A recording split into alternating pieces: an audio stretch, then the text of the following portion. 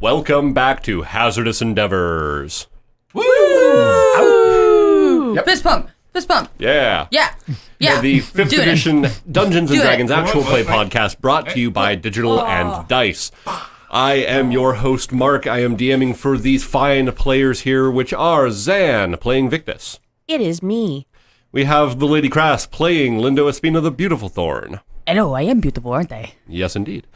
We have voiceover guy Brian playing Wilf Tradewind. Just as beautiful, just a little shorter. Like a diet version. Diet Lindo. And of course we Not as have good. sound guy Steven over there playing Jaxom Shaw. Funny taste left in your mouth. Terrible imagery. Yes. Yes, and a 100%. terrible taste left in the mouth. Probably the aspartame. From either. Speaking of, Where we last left our intrepid adventurers, you had made your way into the deepest part of the keep, where the Grand Summoner of the Hand of Bane once resided, where a statue was there with the belt of the Son of Bane. Yes, was. Thank you, Jaxom. And of course, as you made your way in there, a tall, shadowy figure approached, fought a little bit, smacked some people around, had, caused some problems, which is when Lindo so daringly and accidentally put the belt of the Son of Bane on. trying to save the day. As the belt reacted with the shard that you were carrying on your person, you found yourself now wearing the breastplate and belt of the Son of Bane. So far, it just feels heavy and a little cold. But you have now, as a group, made your way up and out of the Just like Jaxom. the cave area and are on an overgrown rocky hill looking down over the lower lands and the forests around the island you're on. This probably isn't a good idea, but I wonder what happens Yes. if I touch a piece of the armor with a piece of my armor. So you just kind of... touching tips. All right. So Just you... the tip. Just the tip. So you kind of reach out with the bracer that you're wearing, and you kind of gently tap it What a terrible on idea. What are you Lindo's doing? shoulder. Both of you, please make me strength saves. I hate you. No. Do you know I am not a strong man? Yeah. Really? Yes. So what was that? It's 11. 17. 17. Jaxom, you're able to keep your footing as a kind of flash of light, and it pushes both of you away. Jaxom, you take like a step back. Lindo, you're blasted like 10 feet down. Oh, Jax! You tumble down the side of this kind of angled mountain face for a moment, and then roll to a stop next to some rocks. That's the way we're going anyways. Yeah. So it's just efficient. Ow. Which does leave you with the fact that you are currently on an island in the middle of the ocean, presumably with no way off of it. And now 2 people who are wearing too much metal to swim. I mean, theoretically, I'm wearing a breastplate too, but I'm still quite swimmy. Yeah. And also, I am made of metal. That too. You know, So 3 people wearing too much guess- metal to You swim. made of metal. I guess We're I am almost the like only twins. one in this entire group that floats. How we survived Except a that you are shipwreck made is of evil. absolutely astounding. No, I am made of people. The armor is made of evil. You are covered in evil. Yes, but I could take a bath. It's like think of it like Lindo is evil guilt. Eh. Just a thin layer of evil over him. But overall, he's still, the same old lead Lindo. I am going to look around with my eyeballs. Okay. Figure out how to get off the island. He is like human food covered in poisonous paint. Yeah. That works. And some of my favorite meat pies have been covered with poisonous paint. What? So go ahead and make me a perception check as you are now looking around to see what there is. You're in a pretty high vantage point, being able to look out around. 13. A 13? Eh. Okay. Anybody else? This dice is going over there now. I see. Oh my god, and it rolled a 1 again! Across the table. Okay. Do I remember anything about a boat? You have some vague memories. What did you roll for your perception? 4 times Yep, I saw. 5 counting that one. Where is purse? There you go. What's the... Trade. It's actually not on this one. Oh, wait. It is. I was going to say, there you go. 14. 14. All right.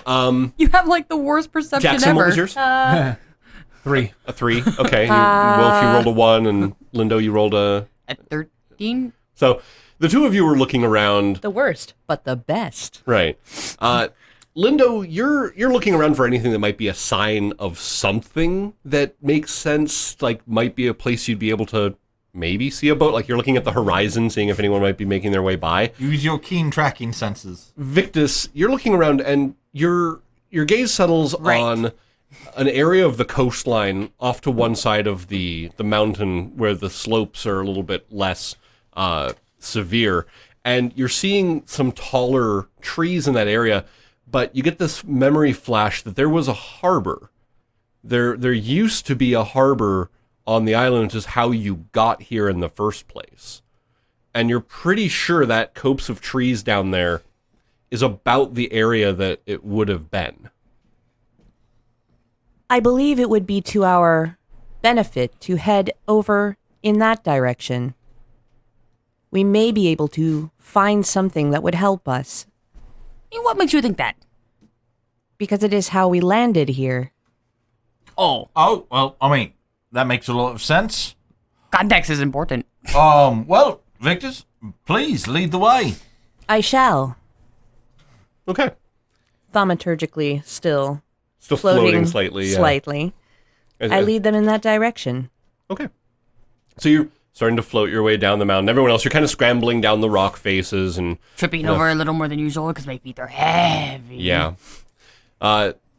As you make your way, kind of snake your way down the rocky face, you get down into the forest area where you find that there's an old, overgrown road of some kind that was making its way through here. Old, ancient cobblestones. At first just looking like maybe a rock slide, but as you start walking over them, there's too much pattern to it. And you start following that through. Victus, almost every time your eyes refocus, you're seeing them like you remember them, like a paved road itself that made its way down from the harbor to the keep itself. Traveling on memory lane. But then you focus back and you're looking at the ruined rocks just scattered around here. And It is terribly sad. So you travel this way for a couple hours, making your way through. It's a bit warm for the time of year here, but as soon as you get under the cover of the trees, things cool down. There's a breeze coming through. And Lindo, aside from the fact that there's a bit of chafing, you're kind of getting used to the heft of it, at least enough to continue walking without too much problem. Okay. It's not so bad. It's not so bad. Jaxom, I see how you do this. It's okay. And you... Wait till you have to run. Or sneak. Yeah. You guys continue down until eventually you start seeing the old foundations of buildings still kind of peeking up through the undergrowth. Some of them have had trees growing up through them. Some of them look like trees fell down on them and just scattered the foundations around. So you're seeing these large building blocks all over the place. Peeking up through the undergrowth. You continue through, you're seeing more and more old buildings until finally you break through into, at first what you think is a clearing, but you note that there's too much of this old stonework around. It seems like you found your way to an old stone dry dock down here. Okay. Hey, look at that. I do not know for certain, but perhaps something has remained that we can use, or perhaps cobble together. Like a boat Perhaps. or a ship. We should try Perhaps. to A dinghy? search for Perhaps. some form of boat because, I mean, We might be able to figure out something here. Okay. So, as you guys start looking around, you find the vast majority of anything that looked like a standing building has long since fallen down. But the closer you get to the water's edge, which is only a little further beyond, you're coming up on a lower area of where the dry dock actually connects with the water, and you see, still hanging on some old rusty chains, a boat.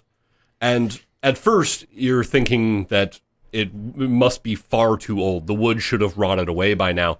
But the closer you get, you're seeing that this not only is banded in what looks to be possibly like mithril and some other fine metals, the wood is a very dark hue and seems to have stood the test of time.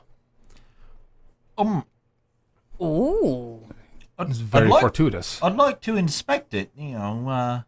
Yeah, go ahead. Use proficiency Nature. sailing. Oh, that's perfect. Go for it. Do I recognize it?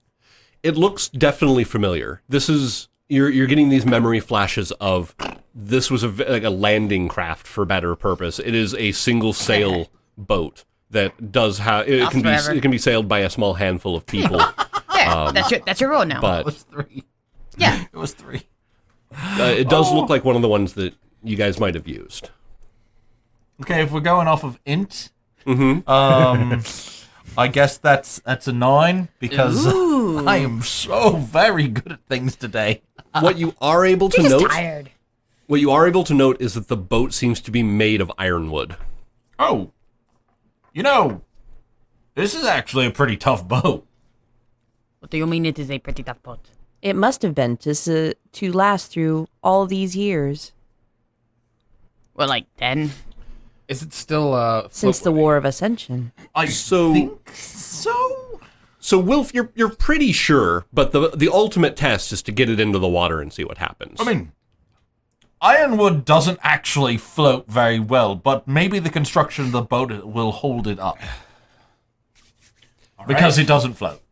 Oh, magical ironwood certainly does. Well, that's lovely. It has the strength of iron, but it is made of wood, has all the normal properties of wood. Cool. It would have been magically enhanced. Well, I guess, Jaxom, if you could help us with the push-off, because it's going to be heavy. Oh. Yep. I'm going to get on the boat. Yeah. You get on the boat while they're attempting to push it? Yes. And I pose dramatically on the bow. Okay. Those of you who are attempting to push the boat, please go ahead and make me strength checks. Or I'll athletics. I'll help with that. Sure. All right. Oh, actually. Athletics, that'd be a 19. 19? 9. 9. Thanks, Lindo. So it's all right. I've got this. I've got this. So the two of you start pushing, and It's your sailor strength. grinds a little bit, but it doesn't move very far. Like, you maybe get it a half foot, and at the end of that, you're flushed and tired and breathing heavy. Break out those Popeye arms. Whew. You guys look like you're working real hard. I'm going to look around to see if there's anything that actually might put the boat in the water. At some point down the line, back in the day, there would have been cranes and other mooring things that would have allowed you to get it into the water a bit easier. At this point, it looks like pushing is going to be the way to go. Lindo, get out and push. What? Okay. Victus, if we could get your assistance on this as well. Of course. I think it's going to take all of us. Do you mean to leave with no supplies? The sea is all supplies. I mean, haven't you ever, constructed a hastily made fishing pole? No. No. God damn it. Just because it gets put into the water doesn't mean we have to set sail now. Well, that's fair. All right. So, you guys get out and you guys start pushing. Why is the one that doesn't eat? Go ahead and ask about 1 supplies. and a 2 and a take an inspiration dice, Jaxom. Go ahead and roll. Oh, that's much more akin. Lindo, go ahead and roll again, please. Making sure. Okay. So, Jaxom, what was your roll? Unless I'm rolling with advantage, 22. 22? Okay. Wilf? Oh! 4. All right. Also 4. Okay. 19. 19. All I right. can put my hand gently on it and push it lightly with 2 fingers. Okay. So Maximum effort. you guys start pushing it, and it grinds a few more feet. You start pushing it a little bit more. You kind of, Lindo, you just like kind of put your fingers up against it, and you're like, haha, you know, kind of pushing it gently like this. I'm working. And it seems to be moving. I mean, you're pretty sure, you know, you're doing something there. It's obviously me. Victus, you're right next to Lindo as you see, like, you're kind of pushing with your shoulder, and you look at him, and he's just got like 2 fingers on it, and he's kind of chuckling to himself. And you see on the breastplate these several runes start to kind of light up slowly. And Lindo, as you kind of push, you kind of get this surge of motion. Your shoulder juts forward, your palm hits the side of the boat, and it slides forward about 20 feet. As I stumble face first. Yeah, both of you stumble and kind of try to catch your footing as the boat scrapes itself down. Guess I do the not know dry my own dock strength. And What's the Shazbot? lines up right at the edge of the water. Lindo, Espina, how did you do that? The beautiful Thorn. I put my hand on it, and they pushed. Lindo, Espina, the beautiful Thorn. How did you access the power of the armor? I laughed at it. I was like, haha, look at me putting my 2 fingers on this boat, and Victus is actually doing all the work. And it was like, haha, okay. And then it pushed it. How did you use the power within the armor? Oh, I didn't. It just went boop. You did nothing. I did nothing. It went boop. Fortunately, sounds about right for him. It was literally sitting there making a mockery of the entire thing, and it went boop. There were runes on the armor, as though something had been initiated. Well, I mean, nobody initiated anything with me. We didn't have a conversation I mean, Perhaps you did, by having intent. of pushing the boat. Yes. yeah, Lindo, try it again. Push the boat again. Do I have to mock you at the same time? No, you've got to do it all by yourself. Okay. I walk up to the boat. Okay. I put my 2 fingers on the boat, and I go, ha ha ha, I am putting my finger on the boat. Look at everybody else doing the thing. Boop. Okay, go ahead and roll me a strength check, please. 11. Okay. You put your hand on the boat, and you're like, ha ha ha, boop. And your gentle shove kind of screeches it forward about another 5 feet as it basically starts to get into the water itself. Huh. All right, so I just keep walking forward. I'm going to scrounge for some supplies, okay. get some sticks that we might be able to use Boop. for poles and such like that. Boop. All right. And also, if you would be so kind as to make me a wisdom save. Oh, sorry, a charisma save. It would perhaps not be beneficial for Lindo, Espina, the beautiful Thorn to continue 16. interfacing with the armor. Okay. I stopped booping it, but it's already in the water. Yep, it is now in the water. It seems to be floating. Ta-da! I forage for supplies. Da-da-da-da-da-da! Okay. We'll say that you guys go around, you gather some of the fruits and such like that are growing around the area, because it's all overgrown at this point. You gather what supplies you can, mostly just, again, some fresh fruit and maybe a little bit of something to eat other than that. But after you're done gathering, you meet up back at the boat and are ready to set sail and make your way out. So, unless there's anything anyone else needs or wants to do there on the island, you guys are ready to set sail. Okay, make the ship go forward. Wilf, you are up. All right, so I guess I use proficiency sailing, and Okay. get us heading. Well, I mean, sun is setting, so that way is the way we want to go. The sun is setting. Sun's getting real low, so you might want to Follow the sunset because you guys are heading okay, towards guys, Artemisia. okay. So we need to head west, so we head towards the sunset. No, if you're heading towards Artemisia, you're heading northeast.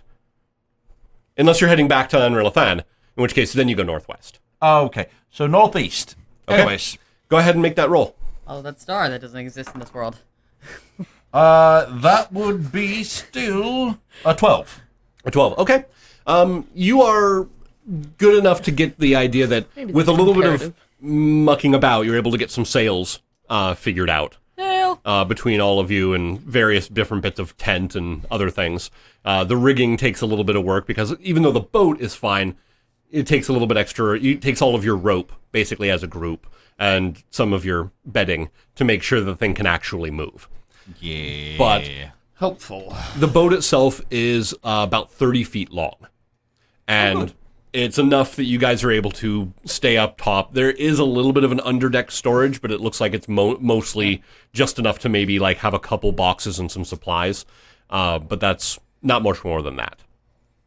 But as you guys get out onto the water and start, pointing the ship in the direction you need it to go, you sail off as the sun is setting in the west.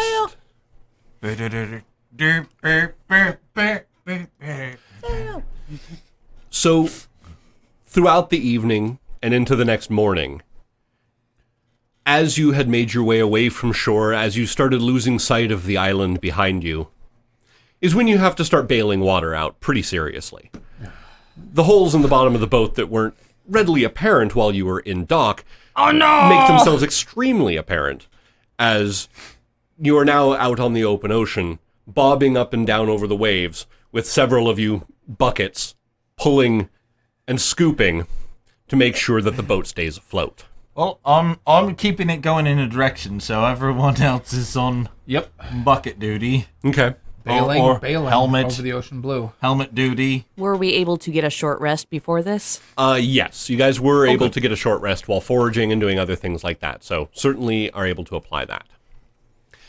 And as you guys are making your way through, there's the sound, it's all dark, there's wind, the sky above you has just enough star and moonlight that you're able to see out and around you a little bit. But you hear it before you see it. You hear this kind of boom sound.